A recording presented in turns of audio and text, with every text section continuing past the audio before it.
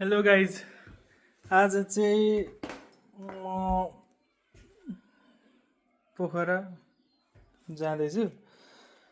तर त्योभन्दा पहिला चाहिँ म बिहानै घरबाट विराटनगर आइपुगेँ। विराटनगरमा रुम छ र सबै सामान प्याक गरिसकेँ। अब प्याक गरेर चाहिँ अब टक्कसँगले हामी बाइकमा लगाउँछौँ र आज चाहिँ हामी हेटौडा गएर बस्छौँ।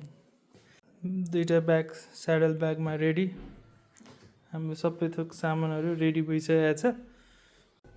हिँड्न मात्र बाँकी छ।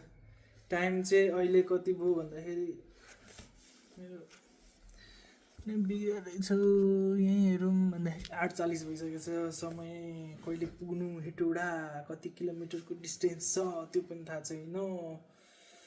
But we are all ready to go. See you. We are all set to go. हाम्रो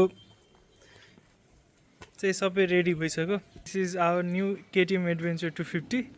यो भर्खर 600 किलोमिटर मात्र कुद्दैछ। अब 1000 किलोमिटर नकुदिकन खासै टाढो नलग्नु भन्थ्यो, तर अब हामी आज हेटौडाको बसाइ हुन्छ। आज भोलि हामी हेटौडामै सर्भिसिङ गरेर अब कतातिर लाग्छौँ, काठमाडौँ जान्छौँ कि पोखरा जान्छौँ, अब भोलि नै डिसाइड हुन्छ। लोन रेन्जरको स्याडल ब्याग र our DJI action for better video recording र यो मेरो पुरानो bag. So see you on the road, see you on Hetauda.